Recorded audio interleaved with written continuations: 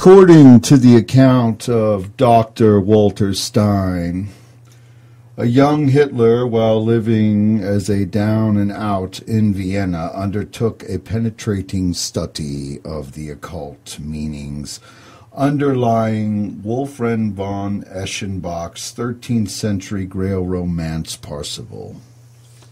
Stein, through various contacts with Hitler, became convinced that he was deeply involved with the occult and had an experienced spiritual mentor, possibly likened to the infamous Blood Lodge of Guido von List, known as Thule. Hitler later claimed in Mein Kampf that these had been the most vital years of his life, in which he learned all he needed to know to lead the Nazi regime. Stein got to know Hitler because of the mutual interest in the Spear of Destiny, a relic on display in the Habsburg treasury at the Hof Museum in Vienna. The relic was said to have phenomenal talismanic power, having once been used at the crucifixion to wound the side of Christ.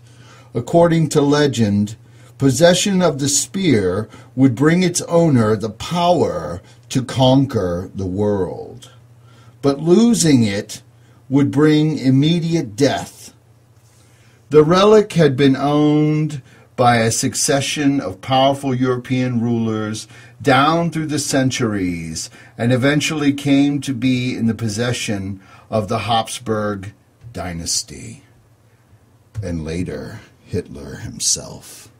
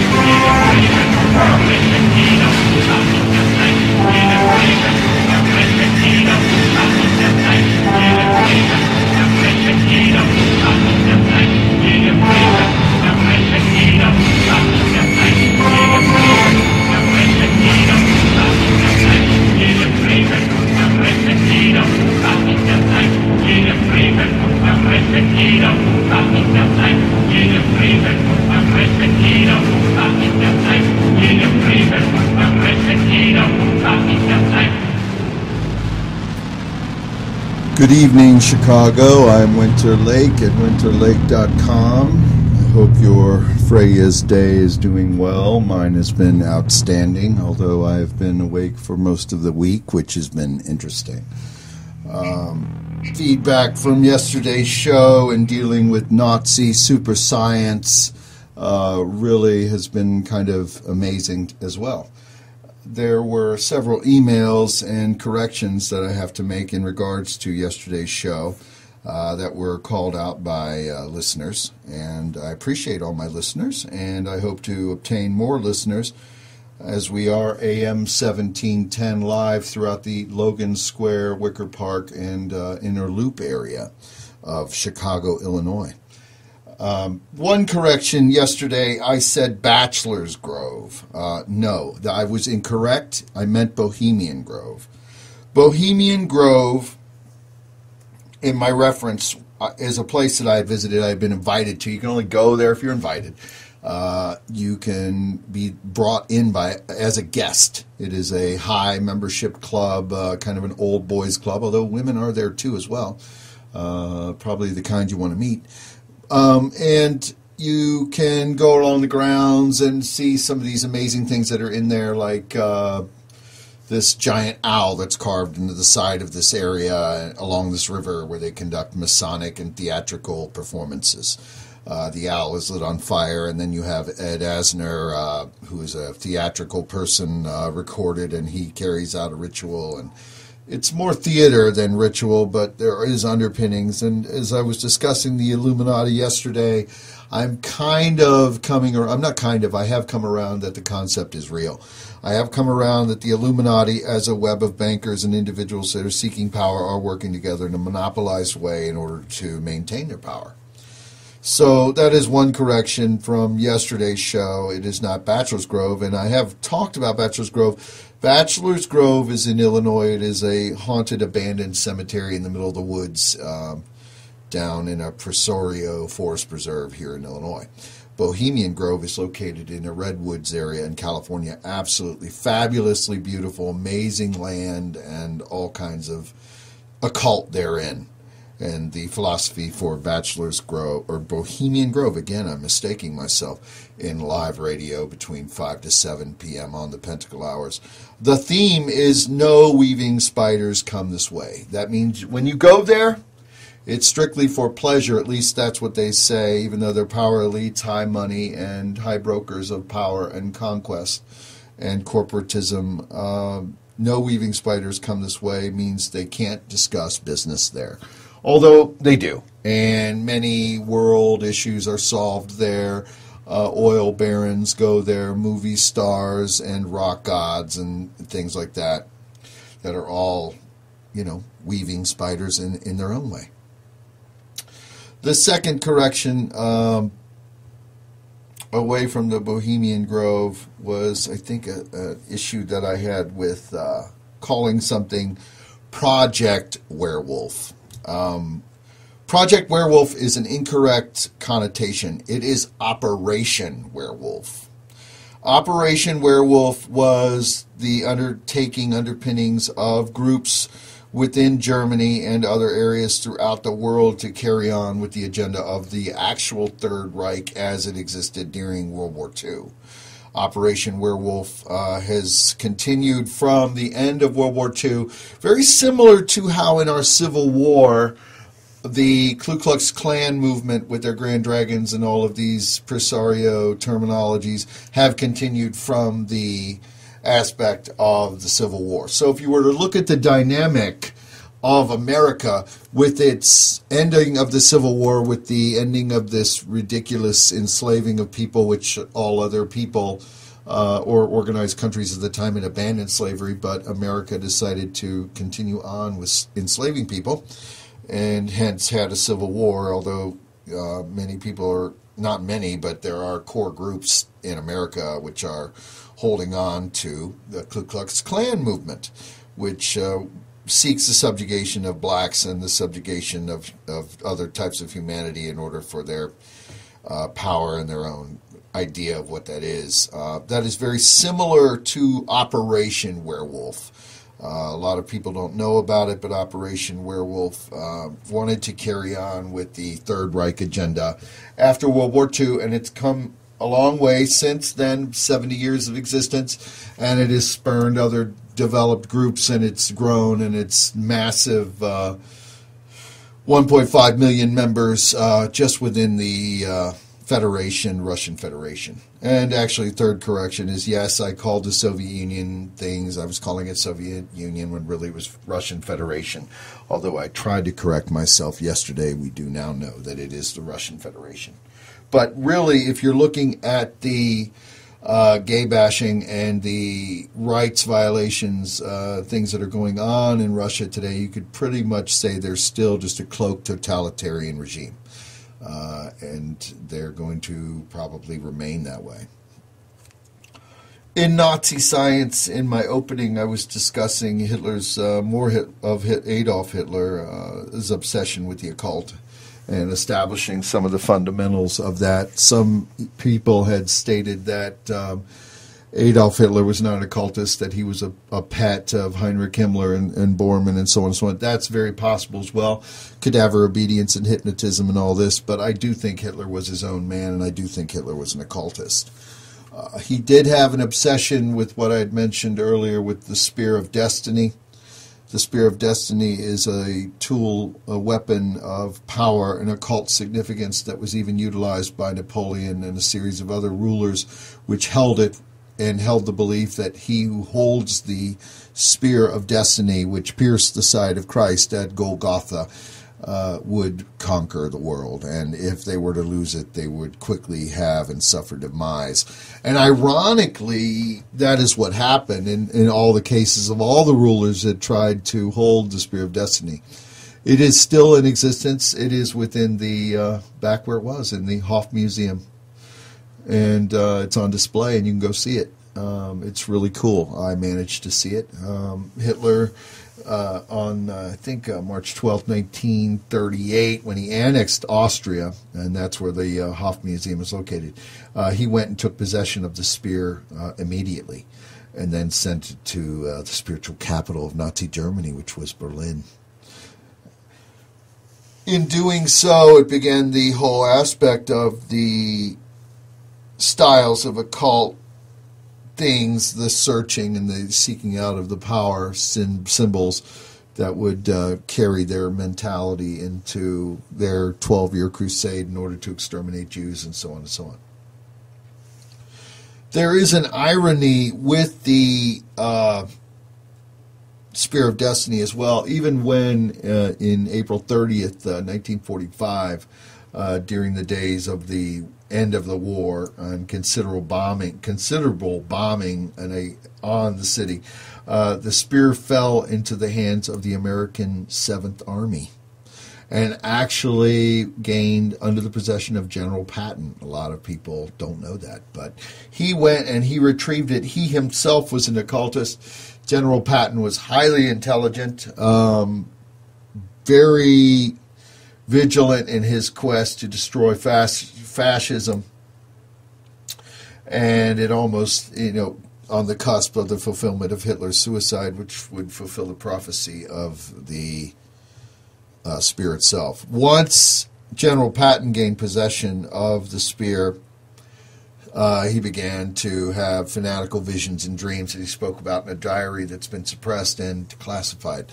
I saw some of this diary, and he talks about how in possession of the spear he became obsessed.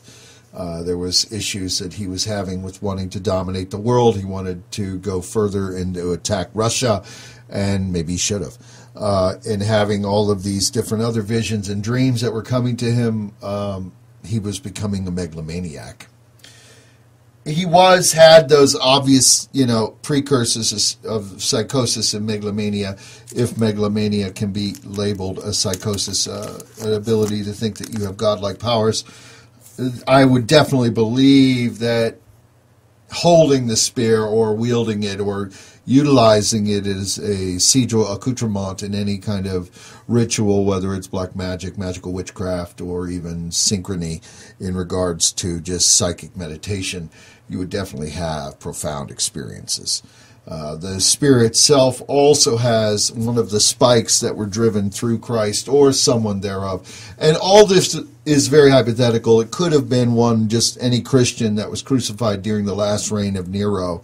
And that's a whole nother issue and topic in regards to the forgery of Christ as an aspect. But I can tell you that the spear does exist, and it does hold occult power. So whether it actually did pierce the side of Christ or a Christian thereof in the time period of Longinus is still open to skepticism and research, and that is what I intend to do as I am ever questing on my results and codifications for new occult knowledge and power. But shortly after obtaining this spear and the megalomania setting in on General Patton, other forces within the American armies and regimes had already kind of kept an eye on General Patton. He had had many issues and downfalls with his own personality, being very egoist, and he was slapping soldiers, zero tolerance, hardcore. But that's the kind of man it would take to take on the cold-hearted threat of a fascist regime that is executing and slaughtering millions of people. So he was the right man at the right time.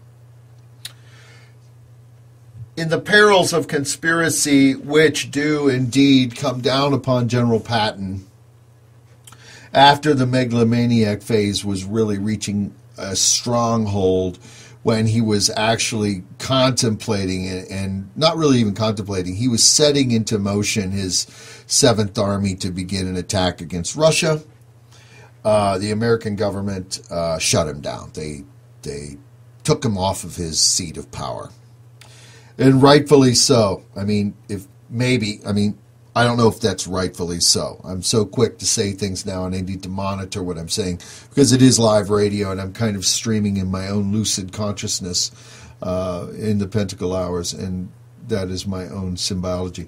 But if he did go forward and attack Russia during 1945, would have brought America into a summer conflict. Even though we did have nuclear weapons and it would have been brutal, I think America was tired of the war thing at that time. So it's 50-50 whether if Patton had been or had gone forward into the attack within the Soviet Union and began Third World War, would it have stopped the basically renewed Nazification of the world and the Cold War immediately from that time period that led up to about 1989 in our current sphere, or 1991 or so, which is when the collapse and series of things. Because as we know, America and the Soviet Army at that time had met in the middle of Berlin. They had an agreement that said we will recede back to our natural borders. Well, America did. We rescinded all the lands that we had taken, our armies were occupying. Well, guess what? As we have known in our students of history, and this is not revision, this is not anything that is in too far in our recent memory, the Soviet Union said, no, we're not. We're going to keep half of Berlin and half of Germany and Poland and all of these other countries, and it is now the Soviet bloc, and hence that is when the Cold War began. So the raging debate amongst theorists of war is whether the spear of destiny with the visions of General Patton and his execution and his different kind of seer ideologies were right. Should he, through the visions that he was seeing, to go forward and take out Russia or us begin the Third World War? I am not sure. That is such a complexity of alternate time reality. It is kind of unfathomable to understand how it would have played out. It would have probably been nuclear. It would have been really quick and effective. The Cold War would have not have been. It would have been a hot war. Soviet Union was pretty primed for battle at that time. It would have been pretty bloodthirsty considering the amount of destruction and desolation that the Soviet army had already reaped upon Germany. They were ready. So it would have not been a Cold War, would have been a hot war. Would the attack of General Patton upon them facilitate the end of the Cold War? Would we have been victorious? No one knows. I'm kind of 50-50 on it. I think, yeah, we probably would have started using nuclear weapons. Who wins in that kind of conflict? They would have utilized nuclear weapons or found a way to develop it immediately, seeing that they were real. And I'm talking after the attack. I'm talking after the attack on Japan, once Russia realized that there were nuclear attacks, because as we know, Germany had fallen first, and that was done purposefully, because they did not want to reveal to any of the German figureheads that America had figured out through the Manhattan Project how to detonate a nuclear weapon. Because then they would have been slow to really let go. I mean, they would have let go of Berlin, they would have retracted their forces, and they would have fought a correct war.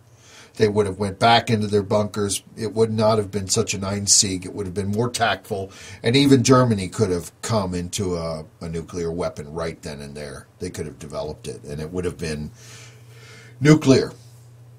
So General Patton's megalomania with the Spear of Destiny that he had obtained through the 7th Army was definitely something for conjecture.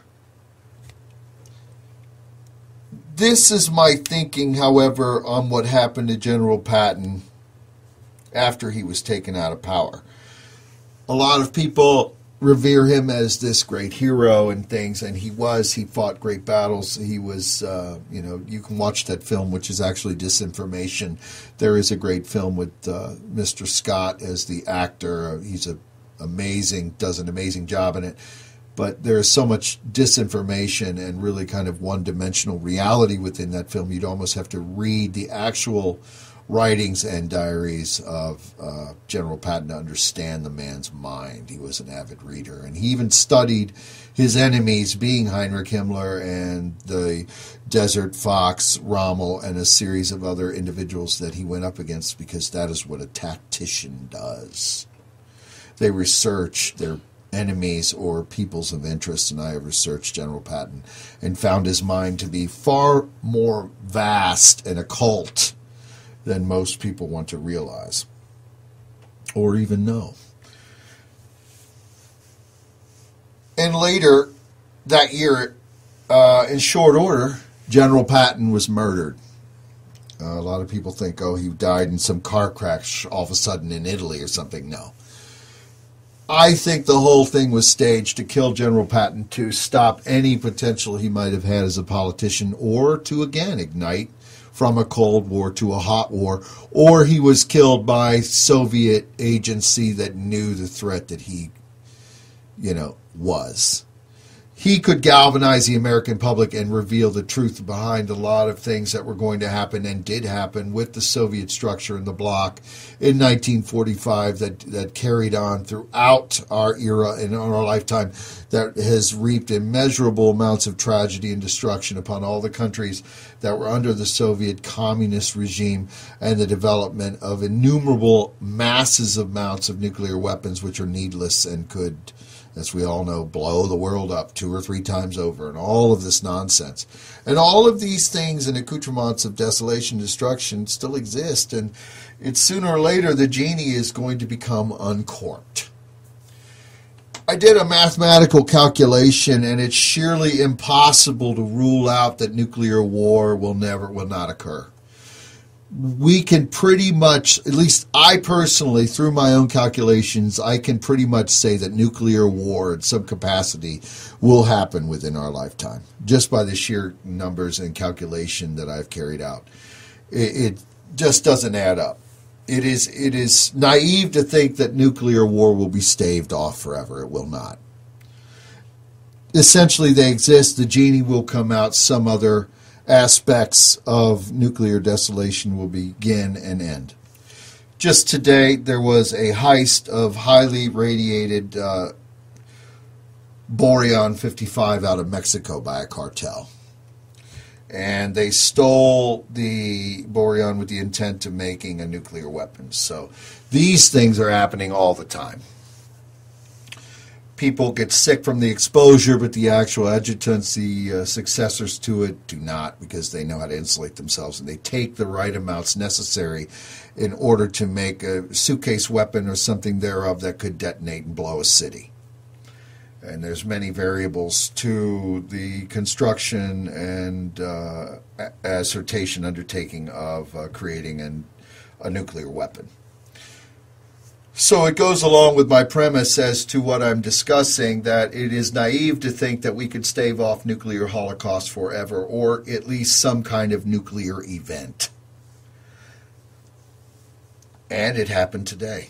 And it happens every now and then throughout the world. There was Borean 55 stolen off a train in Ukraine. These things are happening. It comes to the practice and development, the aspects of how to develop and build a nuclear weapon in order to be weaponized. There is some complexity there, but not really a whole lot. If I wanted to, I could probably, with the right parts, build a nuclear weapon. I think anybody with the right amount of application could build a nuclear weapon and make it very viable and very destructive. I have no reason or purpose or desire to do so. I'm not a terrorist. I don't care.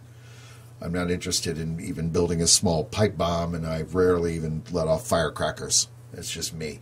I do have a penchant for marksmanship. I have all that blah blah going on, a massive collection of weapons as far as shooting targets, but that's as far as it goes.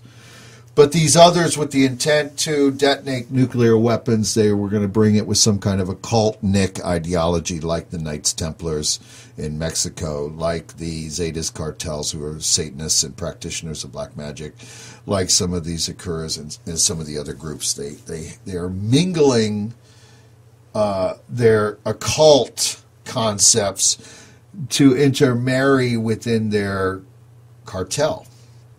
Very similar to how the Third Reich was.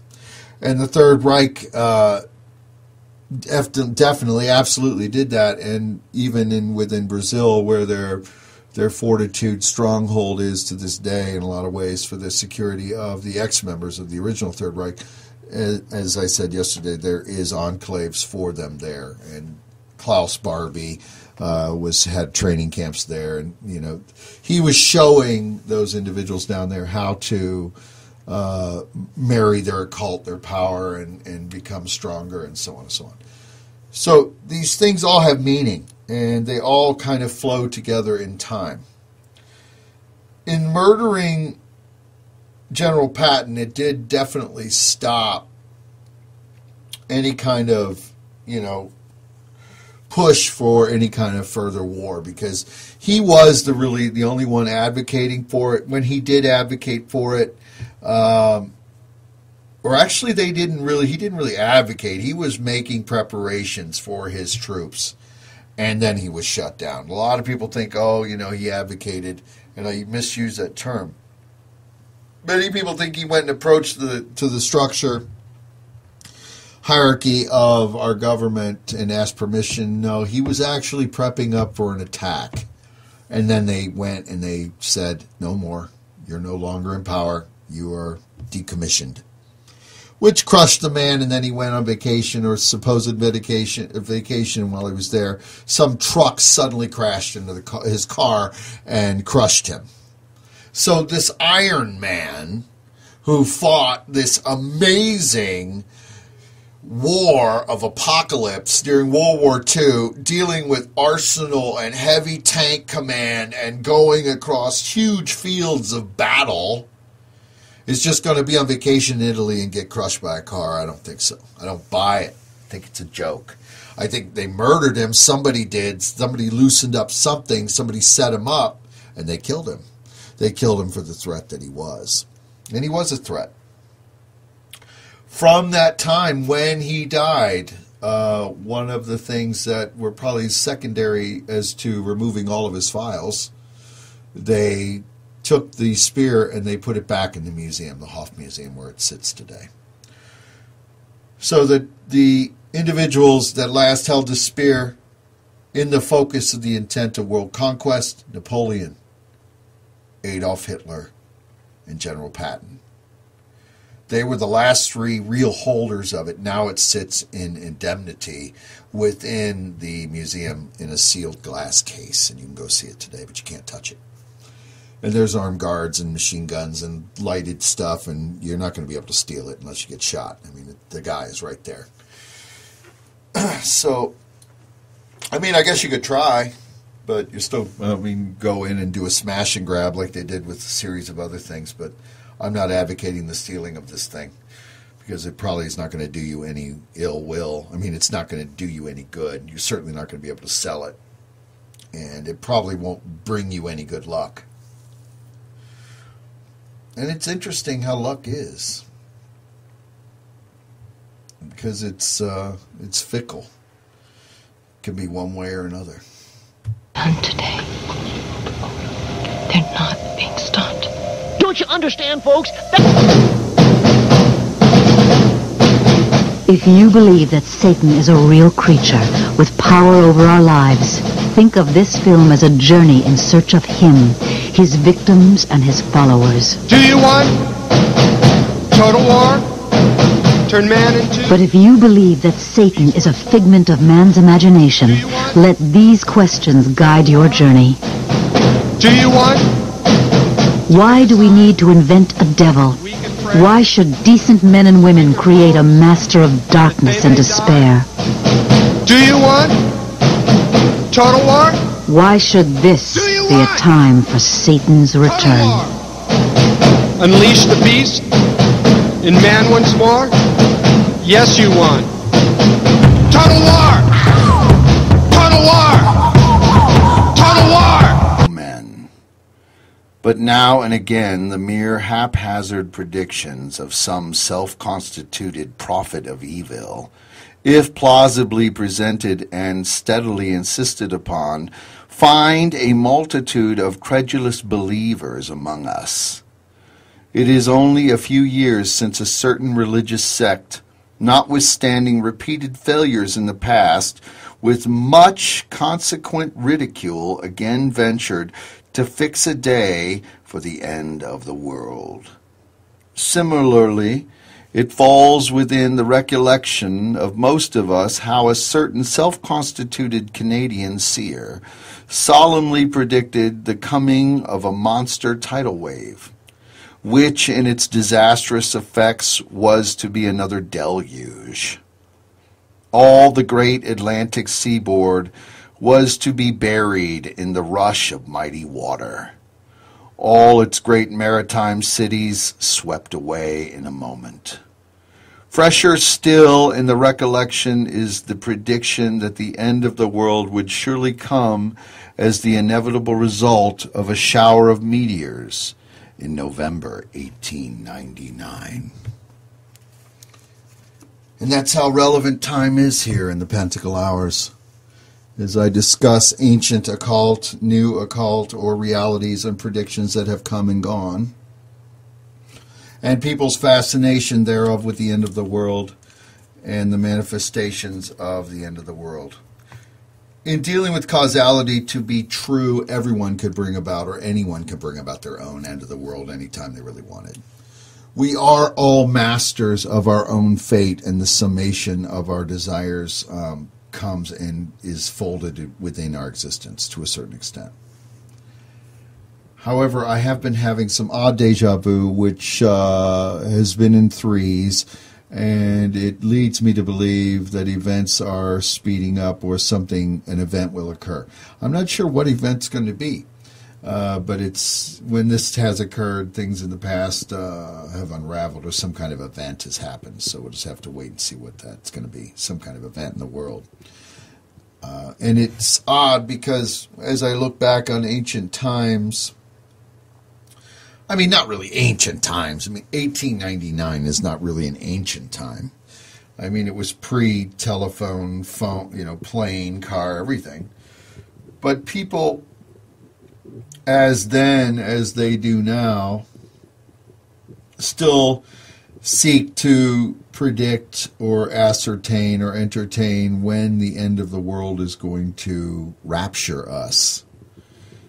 And even in the years of past, I think it was 2011 or something, there was another religious zealot when I was doing a radio program.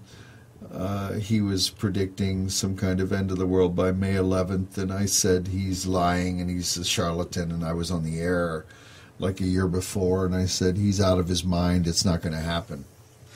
And people attacked me. They were like, you don't know what you're talking about, you're into all this weird stuff, you know, it's not cool, this thing is going to happen, you need to prepare for the rapture, and all this. And I laughed at them, and I told them, I said, it will not be the end of the world on May, whatever, 2011. It just wasn't. I didn't see it. I was remote viewing it. I studied it. I said, the next day is going to be a bright and sunny day.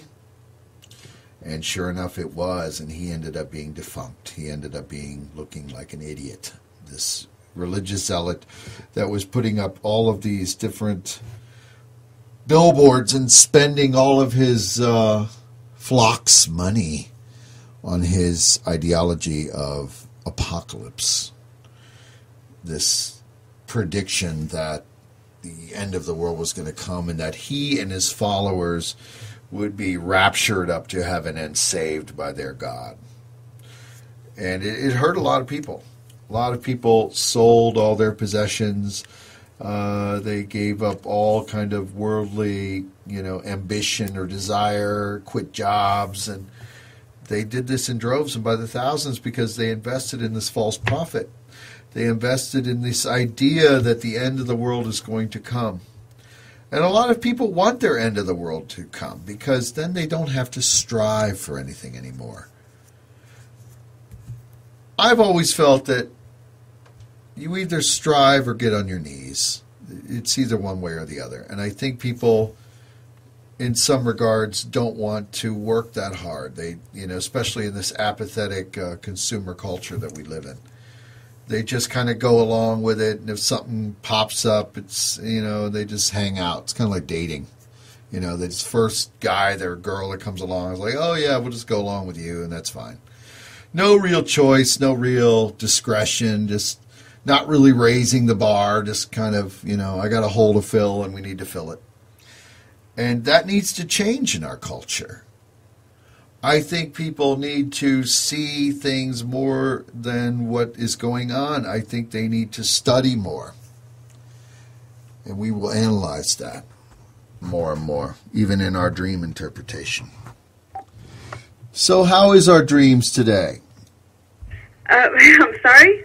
How is everything today? This is Winter Lake. Hi, it's fine. Running a little late, but fine. How are you? Doing good. We're on live radio. Just taking your call. We had a question in regards to some dreams that I had. And what's your opinion of the dream? Really, I don't think there was actually a question to answer. Like when you said that, you drank from the well or whatever, and, you had to answer this question, I don't think there was ever a question. I know it sounds weird. It's just, who runs away after, and then you woke up not once, but twice. It just doesn't seem like coincidence. So it's just, do you think that it was manipulation? Really, I do, especially just little things I was getting from, okay, you're talking about, a stalker, that you're going to turn off your phone, whatever. And what else did you put? Stalker, please don't call before noon on Sunday. I was like, wow. Right. Yeah, I know. Somebody's really obsessed. And it wasn't me, okay, as hard as it might be. I know. It's okay. The deal, with this, so you're thinking there's tampering going on, because I'm starting to go there too. This tampering, people bringing their intent, especially in astral dreams and so on. That's what I think that was left. You said that you think that you banished her or whatever, but what was left was like shadows or something. I'm thinking the shadows are probably the ill intent that just don't have anything to no vehicle to get what it wants done. I know, and it's interesting, and what she's talking about is I had that dream that I've been going over this past week in regards to this hag by a well. And there was even a second part. I had a secondary dream aspect where I had embraced the witch trying to turn her into a princess, and that didn't work. She just vanished. And then there were like 3 shade creatures. So I am getting away that it wasn't a manifestation of my own personage. I do agree with you. I do think there's manipulation. I'm just trying to get to the bottom of it, of who is projecting, and who knows. I mean, would too. Yeah, and I'm setting up different barriers of as we all do. Have you been having any odd dreams lately? That's constantly. That's why I don't watch scary movies, because my dreams are enough for me. Well, what's a recent one you've had? We'll analyze it. Really, I couldn't even, because I'm asleep, or I think I'm asleep. I'm not even sure, but when I wake up, it's like my eyes are already open and I already know what's going on. I just feel like I'm being pulled down from my bed, and I keep my mattress on the floor because I don't like any kind of under the bed. I mean, I don't want no possibility of there being under the bed. But yeah, that's scary. So I don't know what it is. I don't know. I just know I'm being pulled down and I can feel myself, and it's.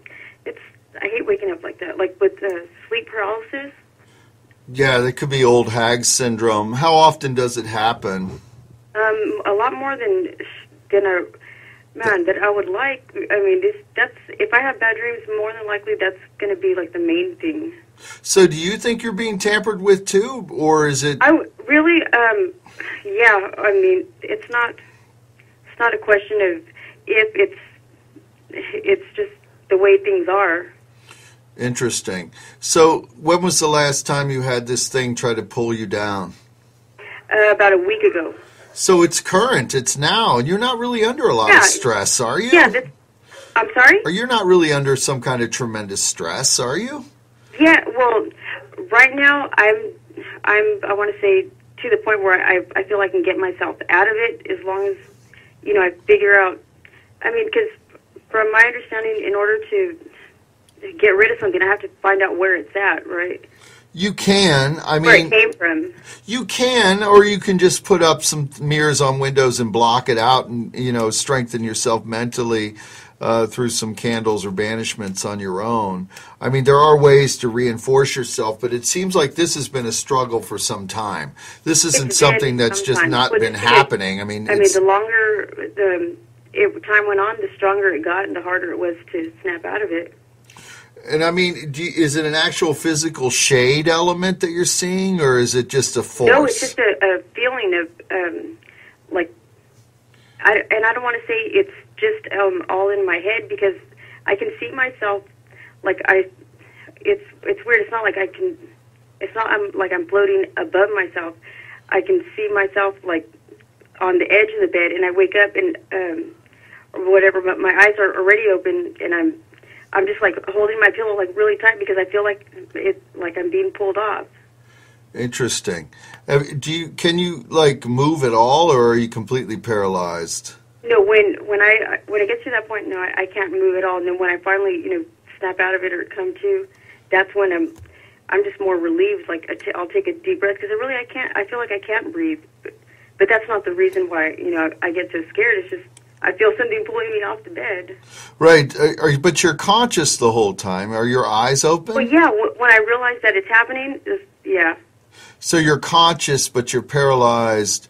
I mean, true enough, there's psychological things. They say that's sleep paralysis, but this sounds more supernatural. This sounds like hag syndrome, like really some deep, dark paralysis. One time or two times, all right, but not something that I'm, I don't think about it. I don't dwell on it, or I don't know, try to avoid like, oh, I'm going to do this or do that just to make sure it doesn't happen. I never know when it's going to happen, and if it happens, it happens. But it leaves me, I don't know, feeling messed up the whole next day. Like, what the hell did I do? Like because I don't want to repeat those steps and end up in the same spot. But it doesn't matter.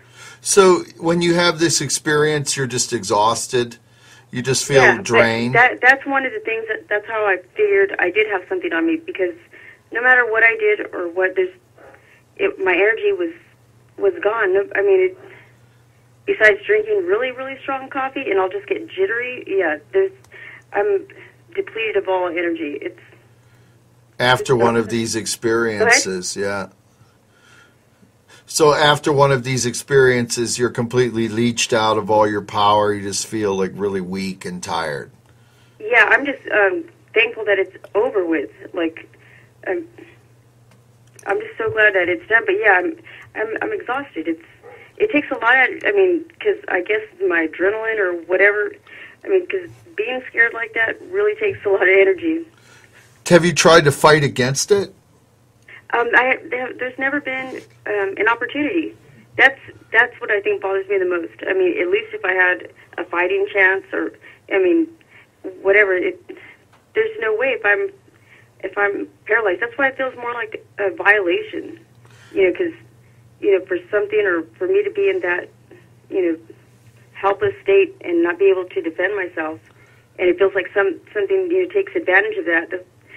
If I can avoid sleep altogether, I would, but yeah. Has it been going on strong this last year? Oh, yeah, I think so. Stronger? I think that's more when I actually, this last year is probably, I've had sleep paralysis before, but that was, I don't even know how to explain that. I wasn't even asleep. And I realized I couldn't move, and that was horrible. Interesting. Have you had any other experiences with it, like a voice or seeing a shadow out of the corner of your eye at all? Oh, that goes without saying. Yeah, but I figure the less I pay attention to it, the less it exists. Even though that hardly makes sense, but I don't like giving any kind of credit or acknowledgement to something like that, because then. There's no need to get my attention. There's nothing I can do for anything that's in shadow form, basically. Right. You're diffusing it. You're not seeking to empower it. But exactly. You do. Yeah, go ahead. No, well, I just feel if it wants my attention, it's not going to be for my own good. I would have known. I would figure. Yeah, I think you would know. Have you tried any kind of meditation to overcome it at all? Really, it's been so long. But like I said, since things were getting worse, I hadn't even really considered it until recently. I used to have my little charm bag or my necklaces or whatever, and I don't know. It helped. Then just everything kind of got from bad to worse, and now that I'm getting better or whatever, it seems like that's not something that it wants to happen. Well, it doesn't want to happen, but you have to manifest your mind into a certain spot in order to try to fight against it. You have to, in a sense, do a meditation or try to, burn some candles through a ritual. Try that first, and I think you might have some success with it. Over a certain period of time, at least, strengthen yourself. even talking to me, I think it's going to reside or kind of diminish. I do sense that there is kind of a shade energy around you. Well, how is your luck? Has your luck been... Okay, it's like, how would I say? If it can happen, it'll probably happen to me. I want to say that in good and bad. Everything with me is usually in extremes. There's nothing just that happens just a little bit or whatever. No, when it happens, it happens, whatever it is. Whether it's negative, more negative than positive? Oh, yeah, definitely more negative. But, throughout it all, I've stayed the same way. If you see me in any day, you wouldn't be able to tell if I was having a good day or a bad day, because I don't change, the way I am with people, regardless. So, and I guess I can say I've been hard to break, but there's nothing that besides that sleep thing, there's nothing that I can't go through and be scared of. I've already gone through the worst. Well, then we'll just have to look into it, and we will find out a resolution. I am Winter Laake at winterlake.com, and you are listening to the Pentacle-Hours. Of people, friends or associates or listeners out there in the greater Chicago area are having hag syndrome experiences or sleep paralysis, poltergeist activity, supernatural oddities happening on a daily basis. And I've been looking into a lot of it, and it's escalating on such a grand scale, especially since we have all of these television shows and ghost reality TV shows. Most of it's probably staged, you know. As you've heard me say, you know, with a hook at the end, or they'll have some hook or noise or crazy kind of thing occur just to draw you in after the commercials are over. But in speaking with our friend on the telephone, I do think that she has some kind of possession issue, more so than just your regular sleep paralysis. It's happening too regularly. Other phenomena are happening around her, and unconsciousness and shades and being drug around. That's like an incubus. Very similar to what visits our friend Brittany Vipond in New Orleans. I guess the incubus just likes pretty girls, you know. And I think all my ex-girlfriends have that in common. All my ex-girlfriends have one thing in common, not the incubus. I'm not an incubus, but that they were all hot. And that's good, you know. At least I can say they had one thing in common, right? Not the incubus, though, but that they were hot.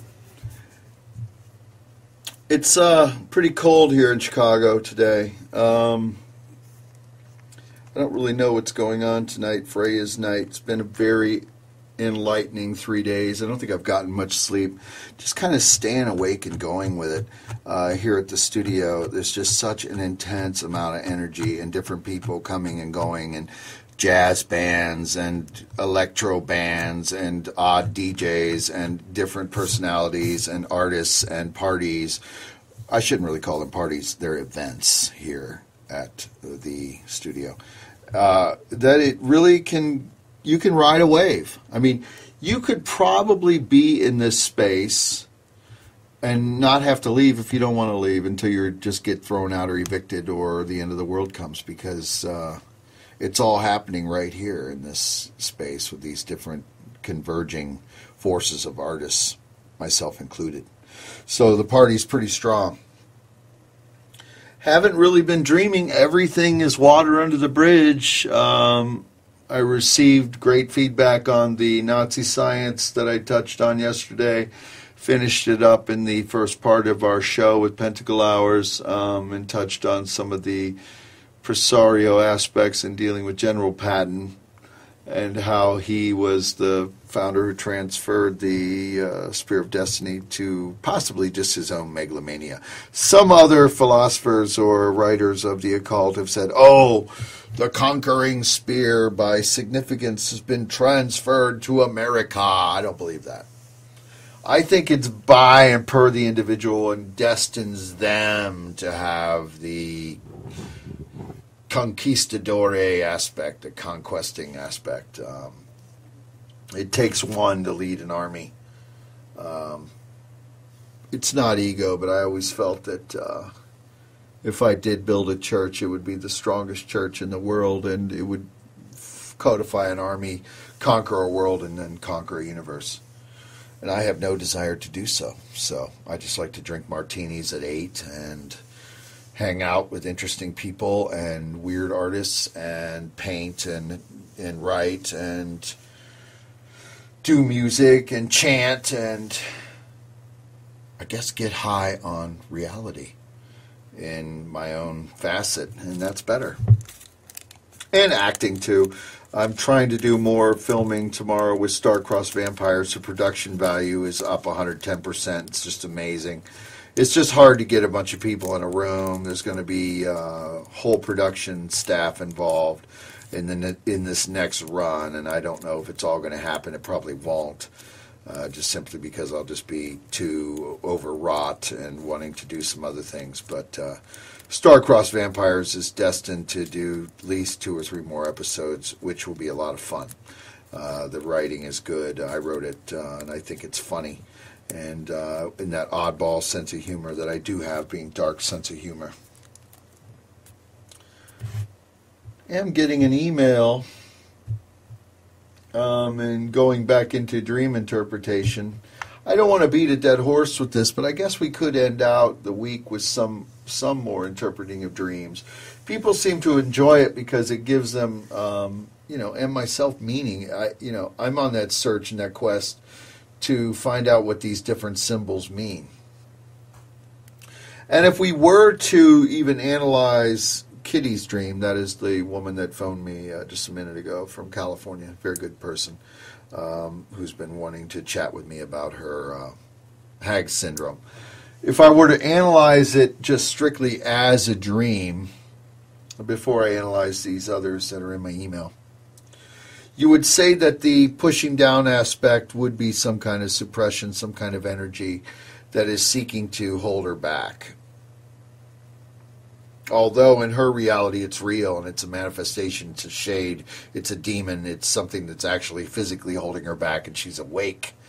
But if we were just look at it like as if she was asleep, so taking it with a grain of salt, I do believe her that the shade entity is pressing her to a bed and probably wants to pull her to a floor and have amazing something with her, because that's kind of what's going on when you're kind of sexy with these incubus entities. But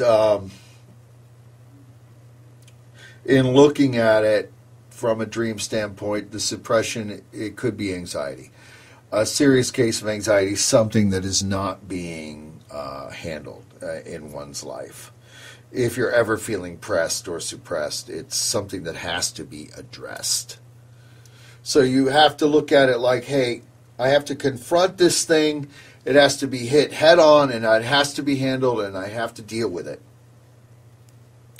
And I think that would lessen some of the burden. Now, the other aspects of being dragged down onto the floor or something, that means that you're having influence of others. That definitely, as she said in my dream, that she does not feel that it's personages of my own reality, being that the hag is a manifestation of myself, that it is exterior from myself. I do agree with her there. And I think that the force, this demon that is pulling her down, is an exterior of herself. But if you were to look at it from a dream, you could say that there are forces in reality that are holding her back. So not only is she suppressed or self-suppressed, that there may be individuals around her that she may need to clean house. They're not motivating her. They're a bunch of dirtballs. They're probably not bringing too much money to the table, a lot of issues there.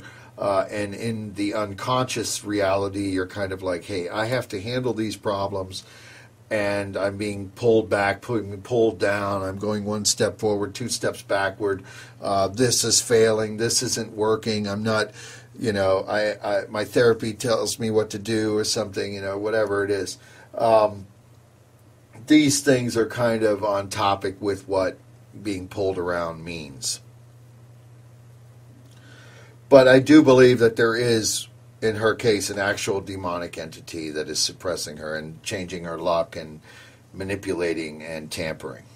But if you were, as reiterating, looking at it from a dream analysis, it could be the other way as well, meaning that there's twofold facets of issues that have to be handled. This other dream I received has to do with fire.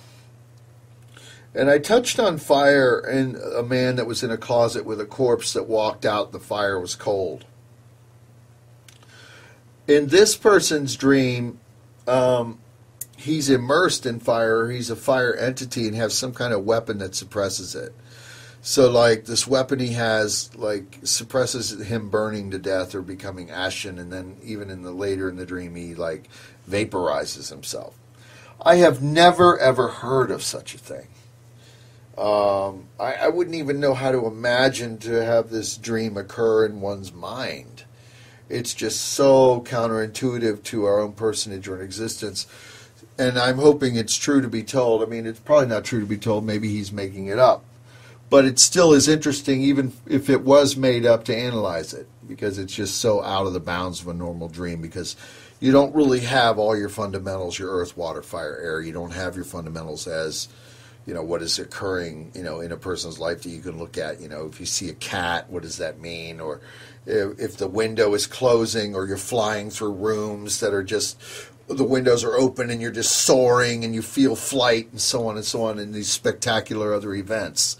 But this individual feels the burning and the fire and has some kind of tool that deadens it, but then he loses the weapon, or it breaks, and he just is consumed and turned to ash, and he vaporizes and wakes up, according to him. In looking at this, in my opinion, it is self-destruction. I think that you are being very self-destructive, that you have some bulwarks against it, stop things that you're trying to implement, but not having effectiveness on this. And you're not willing to really take the steps to extinguish your fire, which is going to consume and destroy you. If you were to possibly step back from yourself or extinguish it mentally, or if there is a fire that is going on in your life, we hear that term, running around putting out fires. Corporatism has that concept. Steve Jobs used to say that he felt that he was running around constantly putting out fires. And I'm sure he was.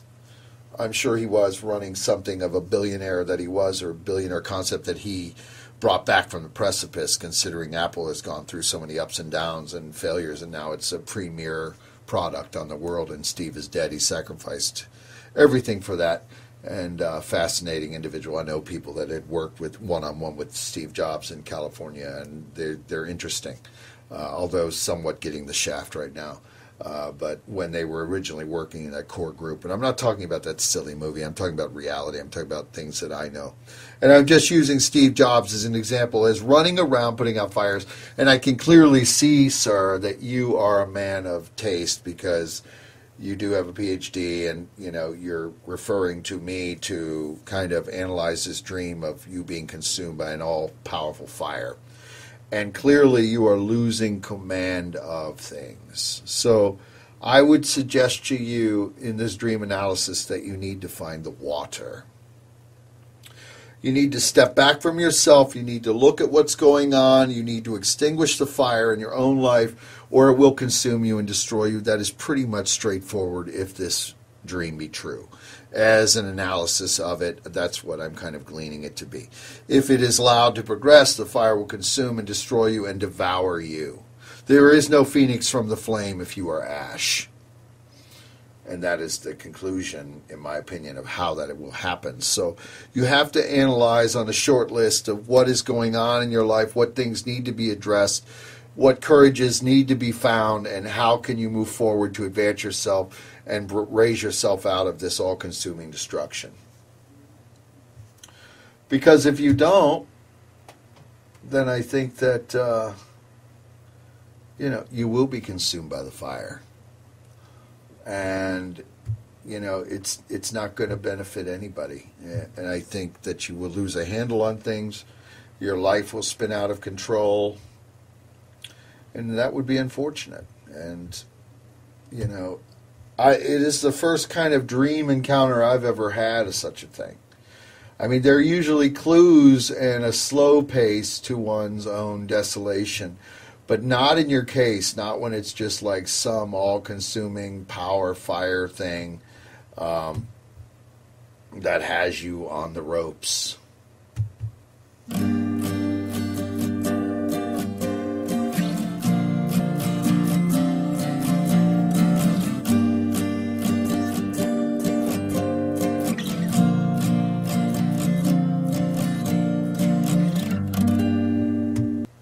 I'm Winter Laake at winterlake.com. You are listening to the Pentacle-Hours between 5 and 7 Monday through Friday, Central Standard Time, 5 p.m. to 7 p.m. Not 5 a.m. I had somebody tune in at 5 a.m. I am probably totally out of my wits by 5 a.m.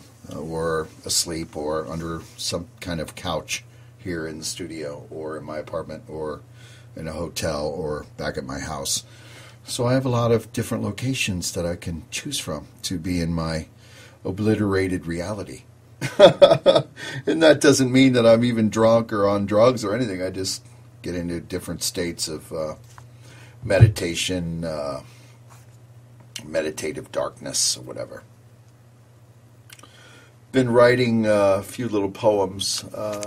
Probably next week going to be touching on some poetry that it's from a couple friends that are poets from around the world. And I'm hoping everybody calls in. We're going to be looking at some of that. Because, I do like poetry, and I enjoy the manifestation of poetry into song and all of the different aspects to how poetry manifests. And not just rhyming poetry. Typically, most music is rhyming your time and all this kind of thing with rhyme. There you go.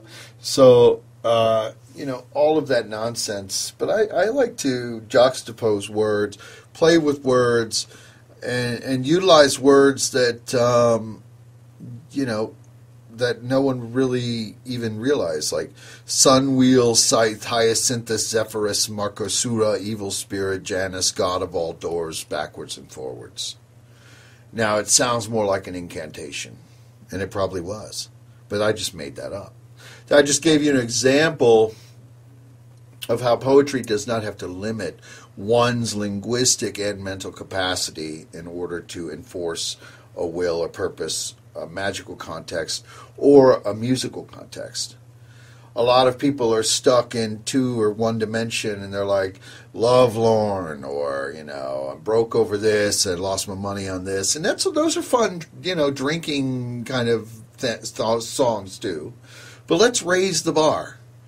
I want to see more of like what I play on the radio, like an Armageddon gigolo. Don't we all want to be Armageddon gigolos? I don't know.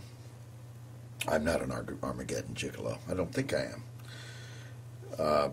But I have appreciation for artists that strive and seek to perfect their work in their coded language. I do know that through downloading being the decimation of the music industry by taking out the incentive, it makes it a lot harder. I made my money a long time ago, so I have laurels to play out. And I know that most artists dishearten themselves and quit their bands, and they're worried about making a buck and paying their rent. And you know what? That's what happens, and it sucks. Because through downloading, we have taken out the incentive for artists to survive, make more music, and perfect their work, and we are losing artistic endeavor because of that. And I rail against downloading. I do. And I download, and I shouldn't. But I download because I do it, the capacity, the mechanism exists. So there is my own little hypocrisy right there in a nutshell, that I am a hypocrite. But I want downloading to stop. I want to help these artists. I want to go back to where we can just purchase music and assist in this, the artist's endeavor to perfect more music and so on and so on. Because we're turning into one song hit genre culture, and it's very limiting, and we're not growing, it's stifling. And it's keeping them from, keeping artists, musicians from, taking their knowledge to the next level. And they're quitting or, whatever, and so on and so on. Now, it's true that many bands, not many, but some bands do everything for the wrong reasons. They just want to get girls, or they want to have all the booze they want. And that's a lifestyle, and they don't see themselves living past 30 or whatever. So, that's all part of it too. So, but that's not what I'm talking about here. And that happens with most artists. Not most, but it happens with many artists, that the party itself overwhelms what the whole thing is about. There's an art collective just down the street from the studio that is a master art collective, in my opinion. They have this giant marble building, and these guys don't play. They're like, our paintings are awesome, our music is really interesting, and we're in it for the long haul, and the party will not overwrought us. That's kind of something to aspire to, And that's what the level where I'm at in my own reality, where I am aspiring, or will continue to aspire to, as an artist, a writer, and musician, and all the other things thereof. Because if you limit yourself then you're limiting all of your options, and you're just going to end up pushing carts at Target, and you don't need that. And I'm just speaking to a lot of artists that I've been meeting lately, speaking about the mentality, because there's a lot of defeatism going on in the culture right now. Defeatism, and it's just tired. I'm tired of people being tired. And I've shut them out, and I've shut them out because they, even in their activism, they're not true. And it was something that's been touched on over and over. The apathy that is going on in the culture, even in the art community and in the activism community, there's something going on over here that will protest these horrible things that are going on. I'm not going, or I'm not signing, but it's good. I hope you go. Good. And it takes more than pressing like on a Facebook page. That's not going to move mountains. But activism is a whole other aspect that we will touch on a later time, and how things may need to change with that. I'm not a saint with that. I'm not an activist, but I don't pretend to be an activist. And that's my problem with a lot of it, with activists that are apathetic. It's like, hey, I'm not saying that I'm an activist. I don't really banter on one thing or another, but I am out, and if I do go there, I will walk the walk. And I can definitely walk the walk on my art and my endeavor to be more proficient in what I want to accomplish as being a more higher artisan person. And that is even through the perfection of my black magic. And you just can't be a slacker. You can't wear the same clothes every day, the same tired, unwashed jacket. I have an assistant, and she's really cute and nice and everything, but she hangs out with these dirtballs. And it's like, I just call him out. It's like, does this guy even have money? I mean, he's living at home in his mother's basement. And it's not even jealousy on my part. I just have high standards for her. I have high standards for people that are in my sphere. I want them to do better, And I have my own jealousies in my own little sphere of things, and that's different. Now, jealousy is different. I'm a victim of that.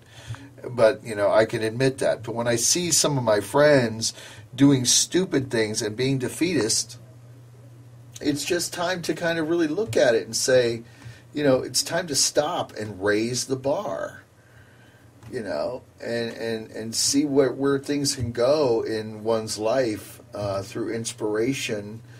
And almost it would take nearly guerrilla tactics, indeed, to overcome some of these life's obstacles.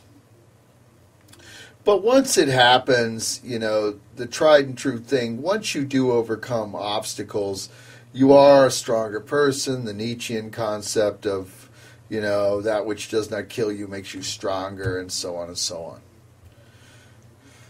So, just stop being a slacker.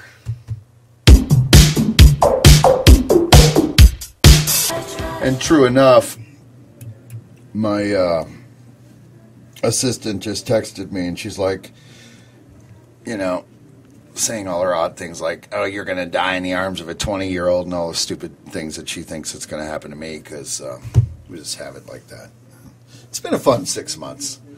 I don't know if I'm going to continue on with casting. I've been casting out of Office Space here in Chicago. It's been quite entertaining. Different Miley types of individuals coming and going lately. I mean, you'd think that they themselves would raise the bar and maybe dress it up a little bit if you're coming in on a casting thing, because it's not about seduction. You don't need to dress like a hoochie to come into my office. I mean, it's just, I'm tired of it. It's like, wear a nice clinging gown. There is going to be women looking at you too. I'm not going to get you the job. I can refer you on to some work, but why do women think they need to be nude to be noticed? I mean, and this is another thing that is like ridiculous. And I like women, and they're cool, and I know a lot of them, and I have old friends that are. But when you're dressing like this, you're coming into an office space, and I'm going to look at your portfolio, and I'm looking at everything that you've done and everything that you want to do and accomplish as far as like getting an acting job or being in a theater position or even something throughout the world or California and other places where the business is transpiring, you don't need to dress like a hoochie. And it happened earlier yesterday. It's like I had 2 or 3 interviews with different people, and I keep Betty in the room with me, because Betty is a good analysis of it, being an assistant. She's probably going to just take it over. I want her probably just take my job. She'll be a very wealthy woman, learning from the master. But anyway, she sees it too, and my other people in the office see it, that this thing with girls now, it's like they feel that they have to be nude to be noticed, and it's unfortunate because you need to have your talent to shine and to have the certain mannerism that's going to take you to another level within your fashion regime or your acting regime or your other regime that you're into. But if you are definitely looking to be cast in a show, it is something to look at. And I'm just putting the word out there for people that are maybe cast with me in the future that, I'm not really looking for anything, and, you're not really getting points by coming in. Wearing pretty much next to nothing. It's fun if it's going to be fun, if it's going to be infotainment or entertainment, I do my Star-Crossed Vampire show, but Cleopatra is purposefully wearing those outfits. She has an amazing body. She's showing it off. But that is what is occurring in that show, and that show is geared for her. When you have a woman that is, built like a buxom Cleopatra vampire goddess, then she's going to do that. She's going to wear that outfit. That is a role for her. But say you have a bookish librarian type, and you're coming in dressing like Miley, a ridiculous cat, pedophilia bizarrety, how is that going to fit the role? You're selling yourself short as an actress if you're doing that. And on the flip side, men are not dressing it up. They're not, I've had guys come in for roles, and they're coming in with their filthy clothes and their tired jackets and with holes in them. They stink. It's like, go home and take a shower. It's another phenomenon amongst men. It's like, when did you forget to take a shower? When did you forget to put on some decent clothing? You're coming into a casting office. You're going to deal with me, or you're going to deal with someone who is in the business, possibly a female, who is triple rated, like a dude has one aspect on it. Dudes generally don't really rate each other that way. Unfortunately, in a casting position, I have to rate men that way. It's not even a thing that I even think about. But women, and there is other associates in my office that are women that cast, these men can't even get work. It's because the filth and the ridiculous things that's going on with them. I had a guy come in who had a great portfolio, at least on paper, and I was thinking, this guy could be cast for, some new Transformers or something, some shows that were going on, that's still going on, as bit parts, or possibly a lot of what are known as what is the term? Wow, it's escaping me. Extras. Anyway, there was some of that going on, and this guy couldn't even fit an extra role. It's like you come in, you're just all disheveled. Go home, take a shower, think about it. And it's just unfortunate that phenomena is going on with people as well, that their upkeep is not up to par. And this isn't even arrogance or some, pristine thing on my part. I don't walk around looking like a movie star, rock god all the time either. I do my own thing. But if I am going to go in front of a casting director who is looking at you to put you in a part, you need to put on the role. You need to dress the part, or at least analyze the role you're giving. Because I always send out scripts, or I always give out bits, too. I even give them leads, which most people don't. If you're dealing with like a Simon Cowell or some crazy insanity that they've, they don't give you anything. You're just like on the spot, and you're just improvising, and, then you're the entertainment, you're the joke, because then you're on live TV cameras. But that's not what I do. What I do is look to put people that I meet within parts that could fit them and actually take their career somewhere. And it's just unfortunate that this weird phenomena of women and men is happening, where women are really wearing next to nothing, and you have men that are just filthy or just tired in this old, worn-out clothing and, disheveled whatever. But I hope that you are enjoying my show. The feedback has been good. I'm going to be upticking it even more and more. We're going to be doing more and more. Bringing on maybe a few guests, maybe dabbling in with musicians. I have some contacts with musicians that have kind of put feelers out there that they would like to come in, and they're kind of big names. I dropped Jack White's name the other day, and things like that. These guys are kind of cool with me, and I'd like to speak with them about some of the things that they're doing. Some of that may go on in the future next week. I haven't decided yet, though, because with Pentacle-Hours, I would like to maintain it as a free-form, flowing information, occult Nick program.